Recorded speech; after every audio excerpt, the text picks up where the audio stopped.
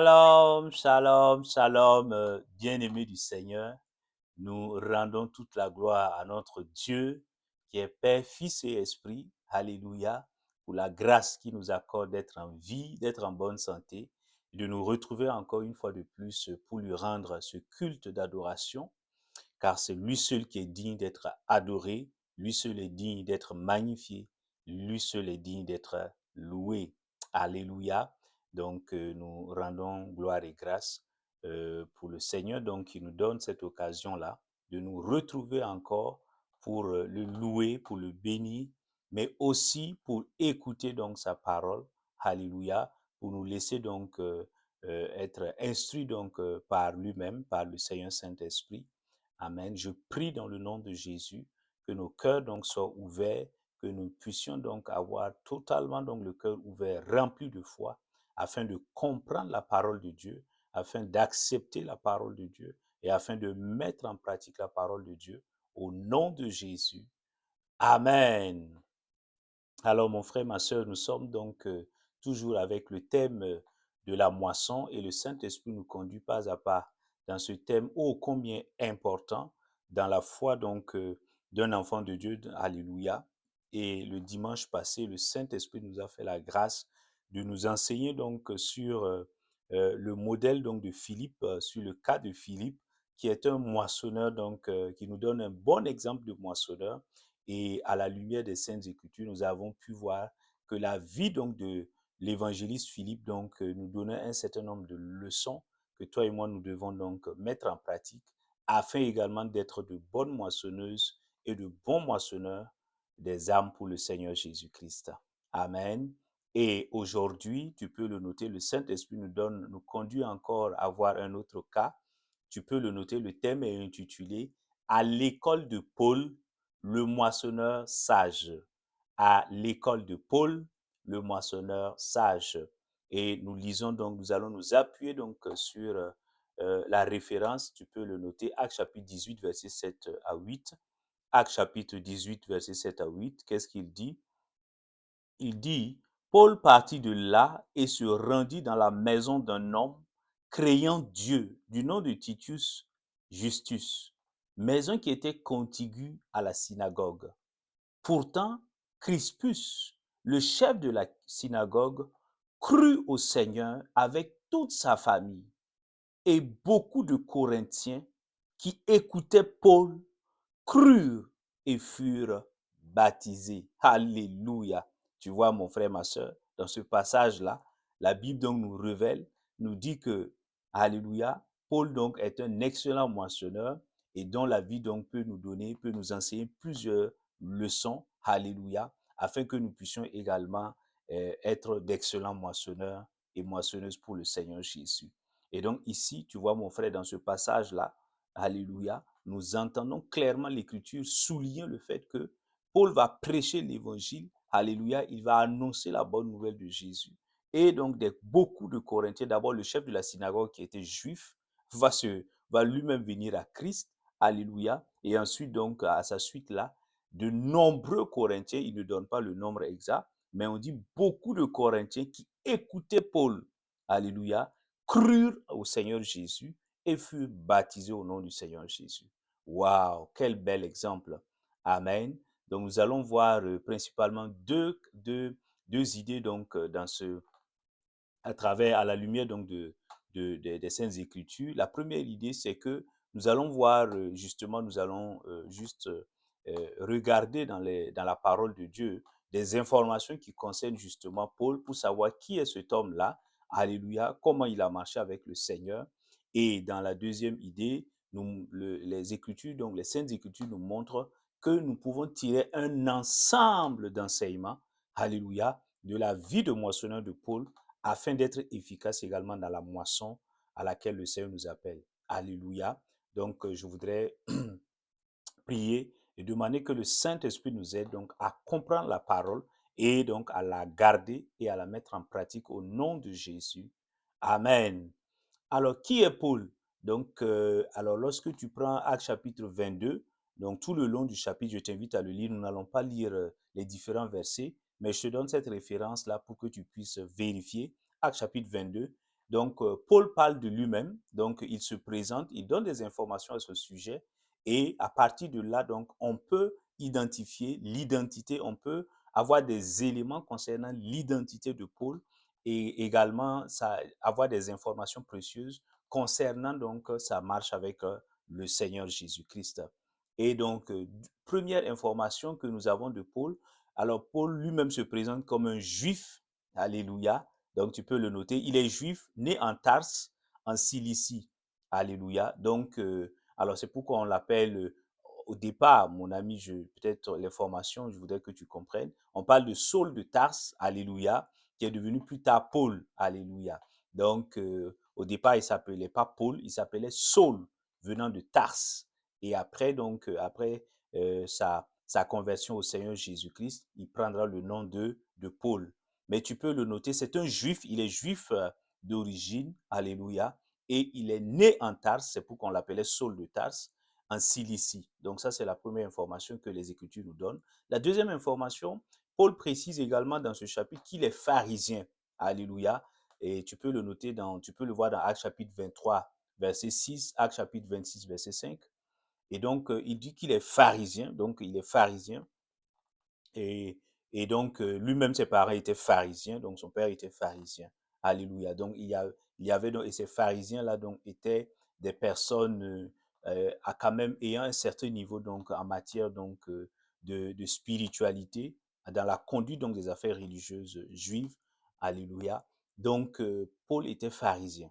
Et là, il mentionne également, troisième information, que Paul mentionne qu'il est un citoyen, qu'il était un citoyen romain de naissance.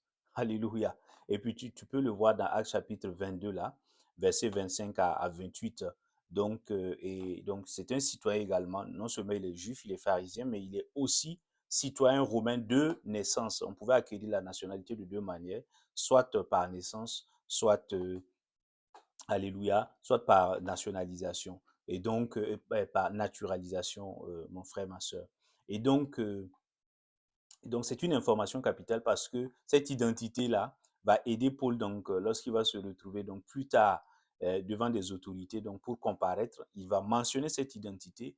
Et à l'époque, avoir une telle nationalité était quand même un instrument, un outil de protection. Amen.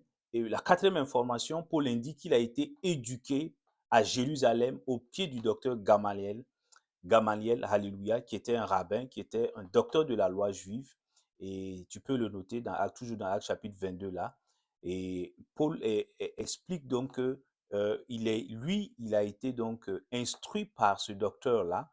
Donc, il connaissait donc la Torah, il connaissait donc le Pentateuque, il connaissait donc déjà la loi de Moïse. Alléluia. Donc, il a été véritablement, on l'a inculqué donc ces valeurs, ces traditions, ces coutumes juives-là. Paul était déjà au fait parce qu'il a grandi donc à côté, donc il a été éduqué, élevé donc par ce fin connaisseur de la loi juive qu'on appelle donc le docteur Gamaliel. Également, autre information, Paul, il le dit de manière très claire, il dit ben, qu'il a été le persécuteur des chrétiens de l'Église donc au commencement. Donc, et tu peux le noter toujours, c'est au niveau du chapitre, Acte chapitre 22, et tu peux aussi regarder certains éléments dans Acte chapitre 26, mon frère, ma soeur. Donc, Paul également se présente comme quelqu'un qui a été le persécuteur. Ce n'était pas un passé très glorieux. Comme toi et moi, nous n'avons pas souvent des passés glorieux. Donc, Paul a persécuté donc les chrétiens. Donc, lui qui était un juif zélé, il voyait donc d'un mauvais œil donc la relation avec le Seigneur Jésus. Et donc, il s'en est pris donc aux chrétiens. Il les a fait donc emprisonner, il les a fait bastonner. Alléluia. Donc, il reconnaît donc que dans son passé, il a été persécuteur donc des chrétiens. Et sixième information, Paul donc nous dit également, il raconte que son histoire ne s'est pas arrêtée donc à ce rôle de persécuteur. Il y a eu un jour, alléluia, où le Seigneur donc l'a rencontré, le Seigneur Jésus-Christ l'a rencontré sur la route de Damas. Amen. Pendant justement qu'il était en train donc de conduire, d'être dans sa mission donc d'aller emprisonner, d'aller torturer, de faire emprisonner les chrétiens là. C'est dans cette mission-là, en cours de route-là, que le Seigneur Jésus le rencontre. C'est un passage extraordinaire. Donc, tu peux le noter, Actes chapitre 9, du verset 1 au verset 22, et Actes chapitre 22, donc verset 6. Alléluia. Donc, Paul mentionne véritablement que sa vie va connaître un basculement total. Amen. À partir de cet instant où il va donc se convertir, il va abandonner le judaïsme et se convertir au Seigneur Jésus-Christ de Nazareth. Alléluia. Et il précise cette information. Paul le dit dans Romains chapitre 11, verset 13. Romains chapitre 11, verset 13. Paul donc nous parle de son ministère. Il dit que lui, il se présente comme l'apôtre des païens. Alléluia. Donc, il est non seulement apôtre de Jésus, mais spécialisé justement dans la conquête des âmes des païens, dans la moisson des âmes, donc des non-croyants. D'autres comme Pierre, d'autres comme, Alléluia, Barnabas, vont gagner donc des Juifs, mais lui, véritablement, va se spécialiser dans la conquête, dans la moisson donc des âmes des non-croyants. Donc, il se présente comme l'apôtre des païens. Alléluia. Et il est également, et, et celui, donc le rédacteur, pas l'auteur, parce que l'auteur, c'est le Saint-Esprit, mon frère, ma soeur. Il est le rédacteur donc des 2 tiers du Nouveau Testament. Donc, quand tu prends les 13 épîtres de l'apôtre Paul, c'est extraordinaire. Je t'invite véritablement à méditer et à étudier de manière très sérieuse donc les épîtres de Paul. Et c'est une grande grâce parce que il va approfondir, donc il va permettre de mieux comprendre véritablement euh, l'œuvre de Christ à la croix. Il va véritablement avoir cette révélation. Le Saint-Esprit va lui révéler donc des choses extrêmement importantes concernant donc l'œuvre achevée de Christ à la croix, concernant les fondements donc de la foi en Christ et bien d'autres choses, mon frère, ma soeur. Il est également donc le fondateur délégué, parce que c'est pas lui qui fonde, c'est le Saint-Esprit. Alléluia. Donc, le Saint-Esprit, dans sa grâce, là, va lui accorder la grâce de pouvoir fonder de manière déléguée, là, les communautés chrétiennes, que ce soit en Grèce, que ce soit en Asie mineure. Donc, tu vas voir que Paul donc, va faire plusieurs voyages dans plusieurs localités, en Corinthe, en Thessalonique, où il va implanter des églises. Donc, il va être un fondateur délégué donc, dans des communautés donc, chrétiennes dans ces différentes géographies-là. Alors, Paul avait un métier sur le plan professionnel. Paul également, il se présente comme un faiseur de tentes. Alléluia. Donc, il n'était pas un chômeur. Paul, donc, était, Actes chapitre 18, verset 3. Donc, tu vois que Paul, sur le plan, non seulement il avait le travail sur le plan du ministère, mais sur le plan séculier, Paul avait également un travail qui le nourrissait et ce travail consistait justement à construire des tentes. Amen. Alors, sur le plan matrimonial, alors on sait, alléluia, que Paul n'était pas marié, il n'avait pas également des enfants. Donc, on ne voit pas trop de développement donc sur ce plan, mais il y a une certitude donc sur le fait que Paul donc n'était pas marié et n'avait pas d'enfants. Amen. Quand bien même il avait des sœurs, il avait des neveux, etc. Amen. Et dernier élément sur la présentation de Paul, c'est que Paul était un érudit, un intellectuel donc de son temps. C'était quelqu'un d'extrêmement cultivé. Alléluia. Il le dit, ce n'est même pas lui qui le dit, c'est une autre personne. Dans Actes chapitre 26, verset 24, là l'autorité Festus lui dit, il dit, mais Paul, à cause de ta grande érudition, tu es en train de dire de délirer. Et donc, il reconnaît, donc cette autorité-là reconnaît, ou reconnaissait donc que Paul avait de grandes connaissances et de grandes compétences. Donc, c'était un intellectuel, ce qu'on appelle aujourd'hui un intellectuel. Alléluia. Donc, un érudit, un savant. Amen. Et donc, je voudrais, mon frère, ma soeur, donc ces éléments nous ont été donnés. Il est bon donc de les connaître. Ce sont des faits historiques. Alléluia. Ce n'est pas anodin. Pourquoi? Parce qu'aujourd'hui, mon frère, ma soeur, peut-être que tu me suis actuellement et tu n'es pas converti à Christ. Peut-être même que tu es venu suivre donc ce message-là pour trouver des contradictions afin donc de pouvoir oppresser les chrétiens, afin de pouvoir persécuter les chrétiens. Je voudrais prier donc comme, alléluia, et comme ce qui est arrivé à Paul, je prie dans le nom de Jésus que mon Seigneur Jésus-Christ de Nazareth se révèle à toi. De la même manière qu'il s'est révélé donc à Saul de Tarse qui est devenu Paul là, je prie que le Seigneur Jésus-Christ se révèle à toi. Au nom de Jésus-Christ de Nazareth, je prie que tu aies la révélation. oh, de la et que tu reçoives cette connaissance spirituelle-là, de qui est vraiment le Fils de Dieu, Jésus-Christ de Nazareth, le Sauveur de l'humanité. Amen. Et je voudrais toi aussi prier pour toi, toi qui m'écoutes en ce moment. Peut-être que ce n'est pas toi qui persécutes, tu es déjà sauvé, mais tu as un parent, une soeur, un frère, un père, une mère, un enfant qui est rebelle, alléluia, qui oppresse les gens. Donc, que Satan utilise justement pour te persécuter dans ta foi ou persécuter d'autres personnes. Je voudrais prier pour toi et je demande que la grâce de Dieu te soutienne, que le Saint-Esprit renouvelle tes forces afin que tu persévères dans l'intercession pour le salut donc de cette personne-là qui s'est érigée en persécutrice de l'Église et des chrétiens. Au nom de Jésus-Christ de Nazareth. Au nom de Jésus-Christ de Nazareth. Alléluia. Donc, mon frère, ma soeur, nous allons voir un deuxième point et tu peux le souligner là. La deuxième grande idée, c'est que la Bible donc nous parle, alléluia, nous dit que lorsque nous observons et nous analysons la vie donc de l'apôtre Paul, nous pouvons donc, c'est un moissonneur, vraiment un excellent moissonneur. Paul que ce soit les âmes, il a moissonné les âmes, il a gagné donc des Juifs. Je te donnais le passage du chef de la synagogue, qui est un juif, un chef juif, Crispus, qui a abandonné le judaïsme pour se convertir à Jésus-Christ de Nazareth. Alléluia. C'est un exploit, c'est un miracle. Amen. Donc, Paul va véritablement gagner donc les âmes, moissonner les âmes, autant à la fois des juifs que des non-juifs. Amen. Et nous bénissons le Seigneur pour la vie, donc, pour la vie de l'apôtre Paul. Et donc, quand nous observons, tu peux le noter, déjà, il y a quelque chose qui est frappant. Alléluia. La première leçon que nous pouvons tirer de la vie de moissonneur de l'apôtre Paul, c'est que toi et moi, nous devons accepter, obéir à l'appel de moissonneur qui vient de notre Seigneur Jésus. Nous devons accepter, obéir. Le Seigneur lance un appel. Alléluia. Acte chapitre 26, là, versets 14 à 19. Acte chapitre 26, mon frère, ma soeur.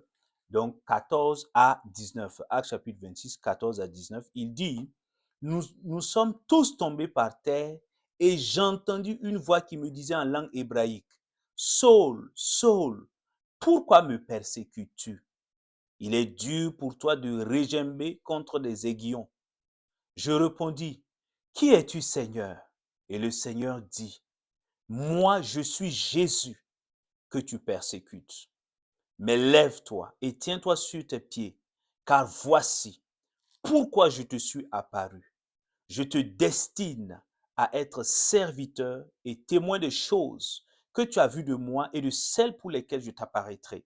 Je t'ai pris du milieu de ce peuple et des païens vers qui je t'envoie pour leur ouvrir les yeux afin qu'ils se tournent des ténèbres vers la lumière et du pouvoir de Satan vers Dieu et qu'ils reçoivent le pardon des péchés et un héritage avec ceux qui sont sanctifiés par la foi en moi. En conséquence, roi Agrippa, je n'ai pas désobéi à la vision céleste. Alléluia. Je m'arrête là pour la lecture. Tu entends? Paul dit, lors de sa rencontre, le Seigneur lui dit clairement, je veux que tu moissonnes les âmes pour moi. Je veux que tu ailles partout où je vais t'envoyer, notamment vers les païens, et que tu témoignes de moi et que tu gagnes les âmes pour moi. Alléluia. Et Paul dit, je n'ai pas désobéi à la vision céleste. Donc l'appel de Dieu est venu sur ma vie. Je n'ai pas désobéi. Au contraire, j'ai obéi. Waouh! Et toi et moi, mon frère, ma soeur, cela nous interpelle. Nous devons accepter. Alléluia. Ce n'est pas quelque chose qui est facile, mais toi et moi, nous devons accepter cet appel-là. Est-ce que nous le faisons? Combien de fois le Seigneur nous dit, je t'ai appelé, tu dois prêcher la parole. Alléluia. Dans ton travail, lorsque tu es dans le bus, lorsque tu rencontres telle personne avec les amis, parle de moi, témoigne de moi, et nous nous taisons. Nous n'obéissons pas à la vision céleste. Nous désobéissons à l'appel de Dieu. Alléluia. Donc, Paul nous enseigne, et je voudrais prier pour nous tous. Alléluia. Je prie dans le nom de Jésus que le Seigneur nous donne d'être obéissants à l'appel de moissonneur. Au nom de Jésus-Christ de Nazareth. Amen. Alors, le deuxième la deuxième leçon que nous pouvons donc tirer de la vie de moissonneur de Paul, c'est que toi et moi, nous devons chercher à être remplis du Saint-Esprit afin de témoigner et de moissonner les âmes des perdus. Actes chapitre 9, là, mon frère et ma soeur, donc nous voyons donc ce passage-là, Actes chapitre 9, verset donc 17 à 20, mon frère et ma soeur. Donc Actes chapitre 9, verset donc 17 à 20. Qu'est-ce qu'il dit là-bas? Ben, il dit,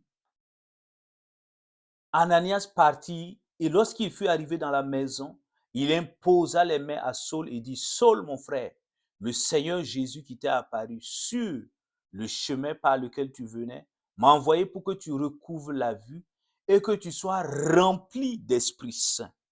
Au même instant, il tomba de ses yeux comme des écailles et il recouvra la vue. Il se leva et fut baptisé. Alléluia. Tu entends? Et après avoir pris de la nourriture, il retrouva ses forces. Il resta quelques jours avec les disciples qui étaient à Damas. Et aussitôt, il se mit à prêcher Jésus dans les synagogues en disant que c'était le Fils de Dieu. Tu entends? Donc, il n'a pas commencé à prêcher. Il fallait d'abord une étape. C'était l'étape de la plénitude du Saint-Esprit, du baptême du Saint-Esprit. Et il a reçu. Quand donc le pasteur Ananias est venu, il a prié pour lui. Il a reçu. Alléluia. Donc, Paul donc a renoncé à confesser ses péchés. Il a reçu donc le salut. Le Saint-Esprit, il a été baptisé du Saint-Esprit, rempli du Saint-Esprit. Et maintenant, il a commencé à prêcher dans les synagogues. Waouh! Parce que nul ne peut prêcher, nul ne peut témoigner efficacement de Jésus et gagner les âmes sans être rempli du Saint-Esprit. Alléluia. Est-ce que toi et moi, mon frère, ma soeur, nous cherchons quotidiennement à être remplis du Saint-Esprit afin de témoigner donc, alléluia, de Jésus et de moissonner les âmes? Oui, tu as été baptisé, on est baptisé une seule fois, mais on est rempli constamment par le Saint-Esprit. Et pour être rempli constamment du Saint-Esprit, nous devons chercher le Saint-Esprit. Est-ce que toi et moi, nous prenons des heures, nous nous consacrons totalement pour chercher, pour soupirer après la plénitude du Saint-Esprit? Je prie que le Seigneur nous fasse grâce encore, afin que nous puissions donc entamer cette quête-là permanente au nom de Jésus. Amen. Alors la troisième leçon que nous pouvons tirer donc de la vie de moissonneur de Paul, tu peux le noter, c'est que toi et moi, nous devons véritablement intercéder pour le salut des non-croyants. Nous devons intercéder pour leur salut. Avant de prêcher, avant de témoigner là, tu vas voir que l'apôtre Paul il prenait des temps pour prier, pour intercéder, pour crier, afin que le Seigneur dispose déjà les cœurs. Alléluia. Amen. Et nous le voyons dans Actes chapitre, tu peux le noter, d'abord Romains chapitre 10 là, verset donc, Romains chapitre 10 verset 1, Alléluia, mais également donc dans Actes chapitre 26, Alléluia, donc Romains chapitre 10 verset 1, et tu peux noter ce verset là également, Actes chapitre 26, verset 28 à 29. Donc nous lisons Romains chapitre 10 verset 1, il dit, frère, le vœu de mon cœur et ma prière, tu entends, ma prière à Dieu pour eux, pour qui? Pour les Juifs, pour les Israélites, c'est qu'ils soient sauvés. Tu entends? C'est qu'ils soient sauvés. Donc, Paul est en train de nous expliquer qu'il est en train de prier pour que Dieu fasse grâce encore, afin que les Israélites, alléluia, les enfants d'Israël qui ont rejeté Christ là, qu'ils puissent donc, alléluia, qu'ils puissent être sauvés. Waouh, tu entends? Donc, Paul était donc rempli donc de cette, il cherchait donc, alléluia, il cherchait des moments donc de prière d'intercession et il intercédait donc pour le salut donc des Juifs. Dans Actes chapitre 26, 28 à 29, nous n'allons pas le lire, Paul est également en train de prier pour le roi Festus, qui était un païen, et pour d'autres personnes. Il dit, moi je prie pour que vous soyez comme moi, pour que vous soyez sauvés comme moi. Waouh! Donc tu vois, et cela nous interpelle. Est-ce que toi et moi, mon frère, ma soeur, que lorsque nous prenons notre vie de prière, combien de temps passons-nous à intercéder pour le salut des âmes? Est-ce que nous prenons des temps de prière, de jeûne, alléluia, pour crier à Dieu, afin que le Seigneur dispose, afin que les âmes là soient sauvées? Amen.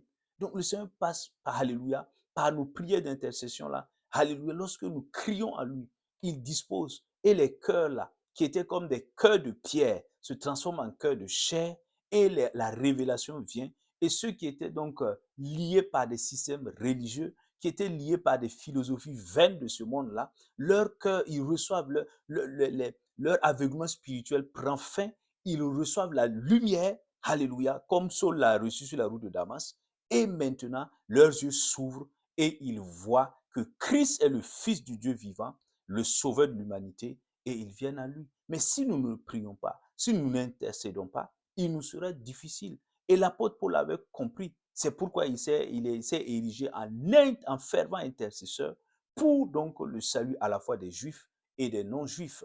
Oh, je prie dans le nom de Jésus que nous puissions donc avoir cette vie de prière de prière d'intercession là constamment au nom de Jésus pour le salut des âmes au nom de Jésus. Amen. Et tu peux le noter quatrième point et quatrième leçon, quatrième enseignement. La Bible nous montre également que à la lumière de la vie donc de moissonneur de Paul, toi et moi, nous devons nous laisser conduire par le Saint-Esprit vers le lieu de témoignage, vers les personnes qui ont besoin donc de recevoir ce témoignage-là. Acte chapitre 22, nous le voyons, Acte chapitre 22, mon frère, ma soeur, verset donc 18, Acte chapitre 22, verset 18. Qu'est-ce qu'il dit donc dans ce passage-là? Il dit, et je vis le Seigneur, c'est Paul qui parle, qui me disait, à toi et sors promptement de Jérusalem, parce qu'ils ne recevront pas ton témoignage sur moi. Alléluia. Tu entends? Tu entends? Et il continue donc avec d'autres passages là. Donc, et il va quitter. Donc, le Saint-Esprit lui dit, lorsqu'il était à Jérusalem, il prêchait, et le Saint-Esprit lui dit, bon, quitte, parce que ce lieu-là, à Jérusalem, ils ne vont pas recevoir le témoignage. Ils vont même chercher à te tuer. Donc, va-t'en de là et va vers d'autres lieux que je vais t'indiquer. Donc, tu vois, donc, dans la moisson, il y a une question de se laisser conduire par le Saint-Esprit. Et Paul, donc, est un bon exemple. Il va obéir. Alléluia. Il va obéir. Il va quitter Jérusalem et aller vers les lieux que le Saint-Esprit va lui montrer. Est-ce que tu comprends? Il ne s'agit pas de nous. Il s'agit de faire ce que le Saint-Esprit nous dit de faire. Est-ce que tu comprends? Donc, c'est lui qui détermine. C'est lui qui dit, OK, allez-y ici, n'allez pas là.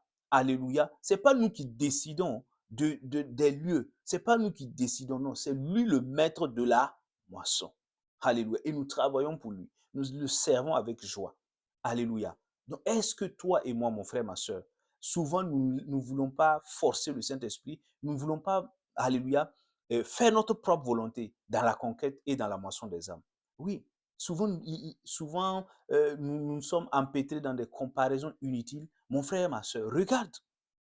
Ici, le Saint-Esprit lui dit, quitte, ce n'est pas à Jérusalem. Oui, est-ce qu'il y avait des âmes à Jérusalem, oui ou non? Oui, il y en avait, mais le Saint-Esprit dit, ma volonté, ce n'est pas que tu restes ici pour prêcher et moissonner les âmes. Tu dois partir ailleurs. Parce que je sais qu'ici, ils vont rejeter donc le message.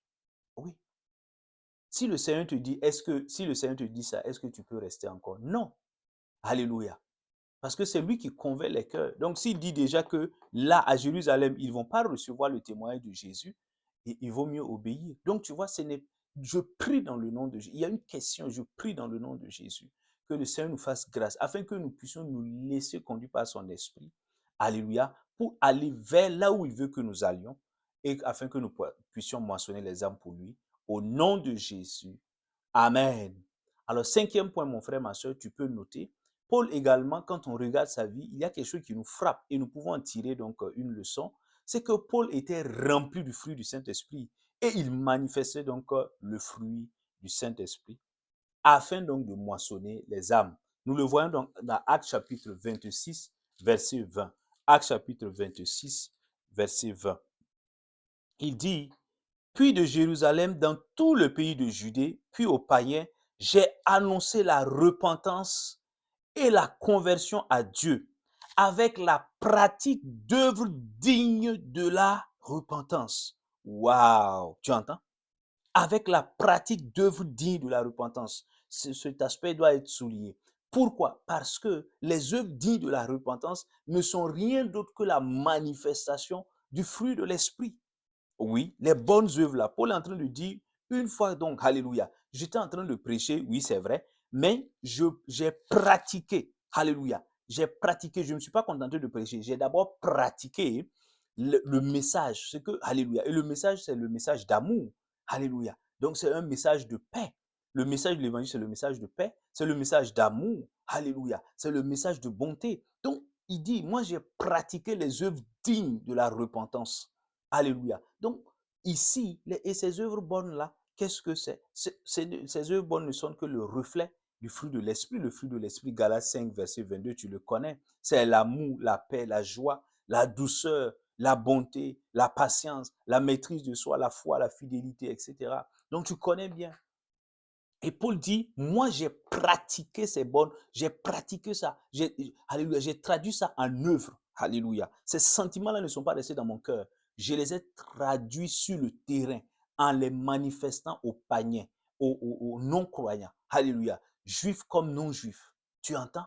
Et donc, c'est une illustration très claire que Paul était rempli du, Saint, et du fruit de l'esprit et il le manifestait. Amen. C'est pas étonnant donc qu'il gagnait et qu'il moissonnait des âmes pour le Seigneur Jésus. Amen. Mais est-ce que toi et moi, nous pouvons donc nous targuer, nous pouvons nous vanter entre guillemets d'être remplis du fruit de l'esprit et de pouvoir donc gagner les âmes là en manifestant le fruit de l'esprit? Oui, alléluia. Nous devons nous poser cette sérieuse question parce que souvent, notre caractère, notre comportement, notre attitude, nos valeurs peuvent amener les âmes donc à fuir Jésus. Ces choses que nous manifestons là, si elles ne sont pas donc du fruit de l'esprit, peuvent donc dissuader, ces choses-là peuvent dissuader donc les non-croyants de venir au Seigneur Jésus. Ça peut être un contre-témoignage. Les gens n'écoutent pas que le discours, les gens regardent d'abord l'attitude, les valeurs, le comportement, le caractère. Est-ce que ce caractère-là reflète Christ? Est-ce que c'est l'amour? Est-ce que c'est la joie? Est-ce que c'est la douceur? Alléluia. C'est ça. Oh, je prie dans le nom de Jésus qu'au-delà du message, que nous puissions refléter les valeurs du message. Au nom de Jésus. Amen. Et il dit, sixième point, sixième leçon que nous pouvons tirer de la vie donc de Paul, Paul dit que il a prêché donc le message de la repentance. Alléluia. Et nous devons nous en inspirer. Donc, pour témoigner de Jésus et gagner les âmes, le message n'a pas donc évolué, ne s'est pas transformé. C'est un message de repentance. Repentez-vous, car Jésus revient. Détournez-vous de vos péchés. Abandonnez vos idoles. Alléluia. Et venez au Seigneur Jésus-Christ de Nazareth. Il a prêché le message de la croix. Christ crucifié. Est-ce que tu comprends? Donc Jésus-Christ est venu. Amen. Pour prendre donc le péché. Alléluia. Pour prendre donc les péchés de l'humanité là. Amen. Et de nous donner la vie. Est-ce que tu comprends? Il a été crucifié. Lui-même, lui qui est Dieu, s'est fait chair. Il est venu prendre, alléluia, le châtiment qui était pour nous là. Il a pris ça sur lui. Et il est mort à la croix. On l'a enseveli. Il est ressuscité le troisième jour. Donc c'est ce message-là que Paul a prêché pour gagner les âmes, pour moissonner les âmes. Est-ce que toi et moi, nous prêchons ce message-là? Est-ce que souvent, nous ne nous laissons pas distraire par des messages qui n'ont rien à voir avec le message de la repentance, qui n'ont rien à voir avec Christ crucifié, le message de la croix? Non, le message de la croix. Que faisons-nous? Est-ce que c'est ce message-là que nous prêchons aujourd'hui? Est-ce que c'est ce dont l'humanité a besoin? Nous ne pouvons pas transformer le message du salut. Alléluia.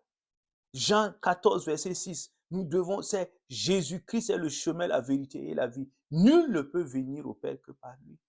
Nous ne pouvons pas changer ce message, mon frère, ma soeur. Nous ne devons pas nous laisser distraire. Jean 3, 16, Dieu a tant aimé le monde qu'il a donné son Fils Jésus-Christ, afin que quiconque croit en lui ne périsse pas en enfer, mais ait la vie éternelle au paradis. C'est ce message-là.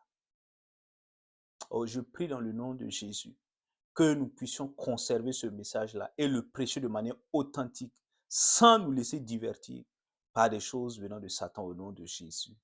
Amen. Et septième point, tu peux le noter, et la vie de Paul, elle est tellement instructive. Elle nous enseigne que dans sa vie de moissonneur, Paul, alléluia, a observé son environnement et il a utilisé certains éléments de son environnement pour témoigner et moissonner les âmes. Et nous devons en faire autant. Regarde, il a observé son environnement immédiat. Il était avec les Juifs, après il est allé vers les païens. Il a observé leur façon de vivre, leurs coutumes, leurs traditions. Et il a utilisé certains éléments de son environnement pour témoigner et moissonner. Nous le voyons dans 1 Corinthiens. Alléluia. 1 Corinthiens chapitre 9, là, mon frère, ma soeur. Et c'est ce que l'apôtre Paul nous dit, 1 Corinthiens chapitre 9, versets 20 à 22. Qu'est-ce qu'il dit? Il dit, ben, avec les Juifs, j'ai été comme Juif, afin de gagner les Juifs. Avec ceux qui sont sous la loi, j'ai été comme sous la loi. Et pourtant, je ne suis pas moi-même sous la loi, afin de gagner ceux qui sont sous la loi. Avec ceux qui sont sans loi, j'ai été comme sans loi. Et pourtant, je ne suis pas moi-même sans la loi de Dieu, mais sous la loi de Christ, afin de gagner ceux qui sont sans loi. J'ai été faible avec les faibles, afin de gagner les faibles. Je me suis fait tout à tous, afin d'en sauver de toute manière quelques-uns. Tu entends? Donc, Paul est en train de nous expliquer là qu'il a observé, et ça c'est un élément de la sagesse divine. Il a observé. Alléluia. Lui, il était juif. Lui, il est juif. Donc, il connaît donc la manière, alléluia, les éléments donc qui intéressent donc les juifs. Et il est allé dans la loi de Moïse. Il a vu beaucoup de choses qui concernaient, c'était donc des choses qui préfiguraient Christ. Alléluia. Il a utilisé leur Torah pour leur montrer que la Torah ne parle que de Jésus, la venue de Jésus, du Messie, du Sauveur.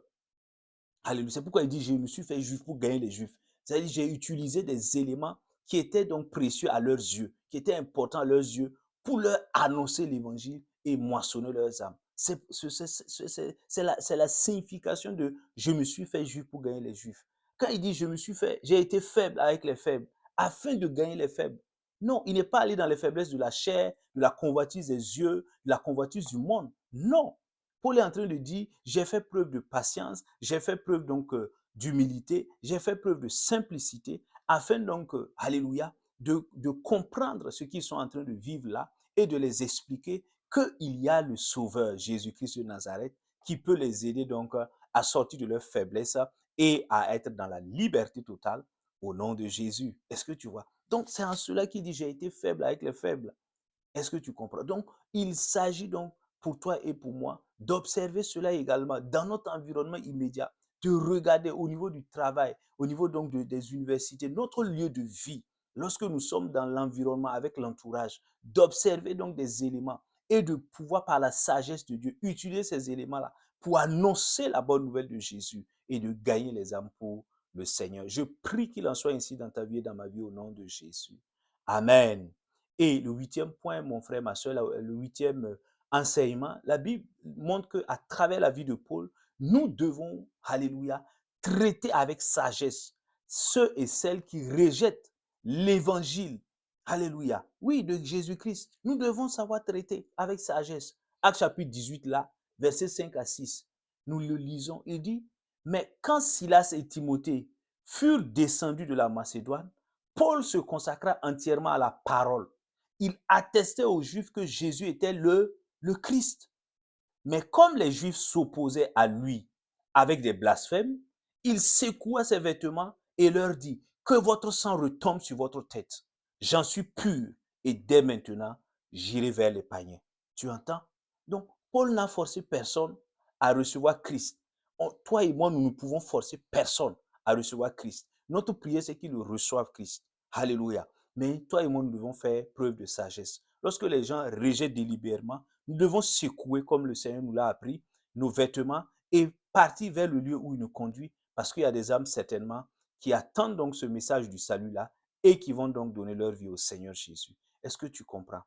Alléluia. Il ne s'agit pas de forcer les gens en adoptant certains comportements, en violant certaines règles. Non, mon frère, ma soeur, il s'agit d'obéir. Et ce que l'apôtre Paul a fait, il a traité avec sagesse donc les personnes qui rejetaient donc la bonne nouvelle de Jésus. Je prie qu'il en soit ainsi dans ta vie et dans ma vie. Au nom de Jésus. Amen. Et nous tirons vers la fin, mon frère, ma soeur. Tu peux noter le neuvième enseignement que donc la vie donc de moissonneur de Paul nous apprend, c'est que toi et moi, nous devons accepter de consentir, de faire des sacrifices pour la moisson des âmes. Eh oui, mon frère, ma soeur. 2 Corinthiens, chapitre 11, versets 24 à 27. 2 Corinthiens, chapitre 11, mon frère, ma soeur, 24 à 27. Qu'est-ce qu'il dit là-bas? Il dit, 5 fois, c'est l'apôtre Paul qui parle, j'ai reçu des Juifs 40 coups moins 1. 3 fois, j'ai été battu de verge. 1 fois, j'ai été lapidé. 3 fois, j'ai fait le naufrage. J'ai passé 1 jour et 1 nuit dans l'abîme, souvent en voyage, exposé au danger des fleuves, au danger des brigands, au danger de la part de mes compatriotes, au danger de la part des païens, au danger de la ville, au danger du désert, au danger de la mer, au danger parmi les faux frères, au travail et à la peine, souvent dans les veilles, dans la faim et dans la soif, souvent dans les jeûnes, dans le froid et le dénuement. Alléluia. Tu entends? Tout ça pourquoi?